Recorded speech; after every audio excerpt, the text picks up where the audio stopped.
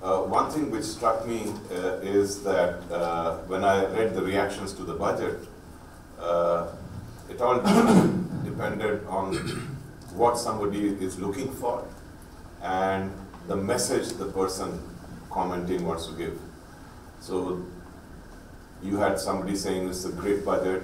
At the other end, it missed everything. It's a missed opportunity. I think what we need to do is to try and see the background in which the budget is formulated, the broad emphasis which is reflected by the government here, and then try and see what might have been the missed opportunities or what could have been better done. And that will give probably the indication of the kind of inputs which could go into the debate on the budget in the system itself through whatever means are adopted, through articles, through discussions, and through interactions with different stakeholder groups. So the background. The background, as Vikram pointed out, the finance minister faced very difficult situations right now. He has a world economy which is sort of picking up, but not very strong in terms of a boost. A background of exports and imports not doing very well. Therefore, the external sector per se was not going to be a major stimulus. A background following demonetization, which has actually shaved off about 0.5% of GDP and had an impact on the small scale sector in particular. A background of a need for public investment because the private investment wasn't picking up.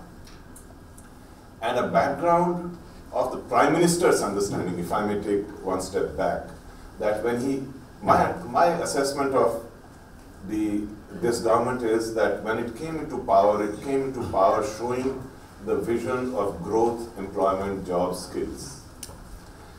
Growth was a major factor. And very quickly, with the political results which followed, it became apparent that you cannot manage to sustain growth or achieve growth without addressing vulnerability or segments which are of social importance. One of the things which, if you see the result on NICS, which grew in the 70s, 80s, and therefore, the flying geese pattern, which is now well known in development economics, was that all of them had very strong education and health systems. So one thing which he realized that the system needs to be corrected by addressing the social aspects, vulnerability, the marginalized people. In a country like India, you cannot keep focusing on growth. And the recent report by Oxfam, for example, shows that the Indian society is the second worst in terms of inequality. So then the focus shifted towards these social aspects. But he also, and when I say he, I think the Prime Minister himself, perhaps realized that you cannot maintain that in a sustainable manner without growth. So it's growth with social equity, which is the purpose. At a time when resources are very tight, at a time when if you start being profligate, the investors who are looking in, those who are looking for good governance, and we have to keep in mind that this government came after a time when governance was not a high priority, was seen by people as a high priority, the quality of governance, and everyone was looking for improved governance. In that context, if they did not focus very seriously on some kind of fiscal discipline, the governance aspect would be questioned. So they were trying to balance many things. And I'll tell you what I expected this budget to do. And in that context, then we can take up where I might be missing the mark or whether some things could be done to improve the situation. I expected, because we are in the background of demonetization, and a push towards digitalization.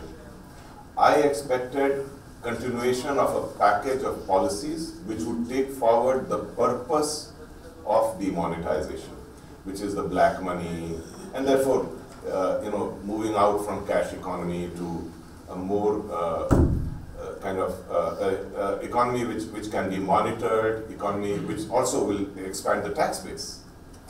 And it's interesting to note that the advanced tax receipts have gone up by a major amount, about 34-point-some%, something which was unheard of earlier, precisely because of this monitoring aspect. Therefore, these two were special components. Now I come back to the focus on jobs, the focus on marginalized, on the poor, and the fact that in an economy like India, you cannot go ahead without focusing on agriculture. So there are schemes to address vulnerable sections of society. There are schemes which address women, which address scheduled caste, scheduled tribe. These are peculiar to India. They address health schemes, they address education schemes, so the social segments, and the jobs and skills.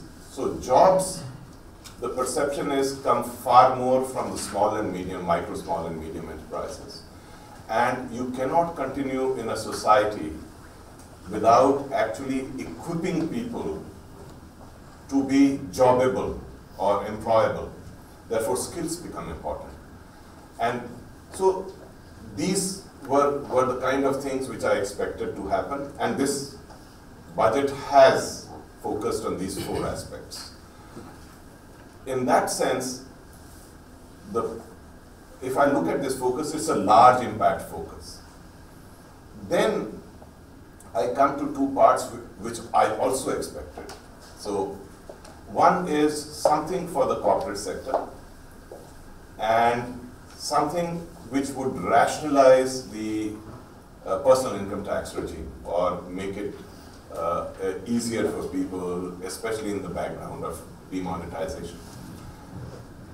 On the personal tax regime, the only change made is, or two changes. One is the 10% tax slab has been made 5% for the lower middle class, up to the lower middle class.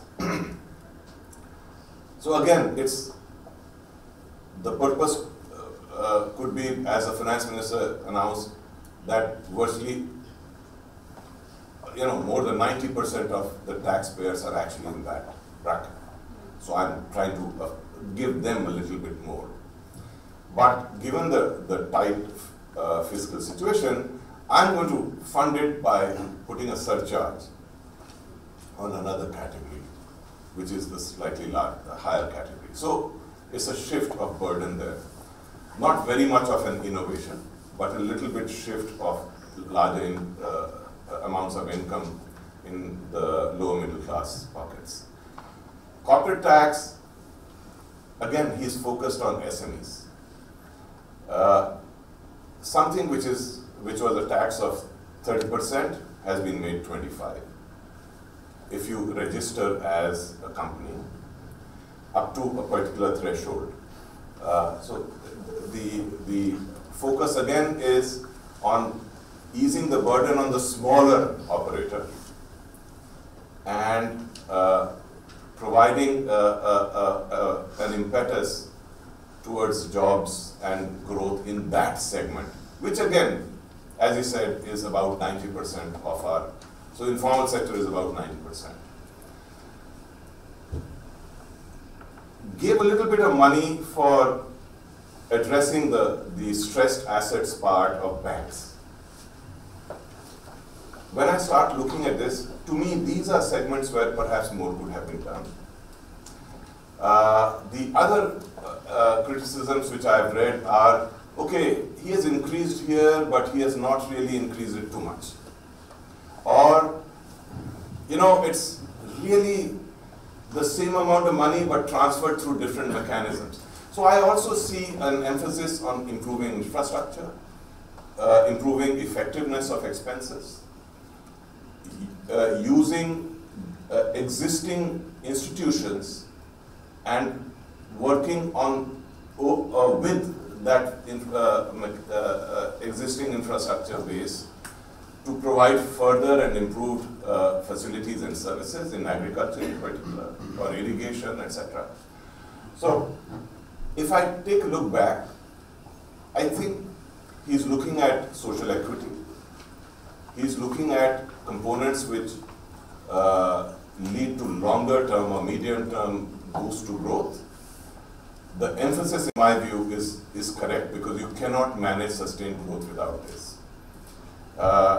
Then digitization, he has made some important changes. In addressing the black money component, the biggest change he has made is on political funding. People say, hey, it's very easy to get around it. But what I say is, in India, when reform takes place, the impact should be seen not with a threshold of 100%, but say between 40 to 80%. I mean, if you're nearer 80%, it's a very large impact. Otherwise, at least 40 should take place. So I stop at this right now. To me, the overall package is a large impact package, because it's both the quality and the scope and coverage as such. What could be done in future, perhaps the foundation has been laid in these sectors. But on taxes, I think more could be done. On excise tax, etc., he said GST is coming in, so I can't do very much. I looked at the customs types. As Vikram said, one of my areas of primary interest is trade. And again, I see the changes in a manner which perhaps could be further rationalized and simplified. So while the general thrust is towards rationalization, policy improvement, in parts the government has gone in ways which still show a mindset of not moving adequately in that direction, especially in the tax regime. So I'll end with that.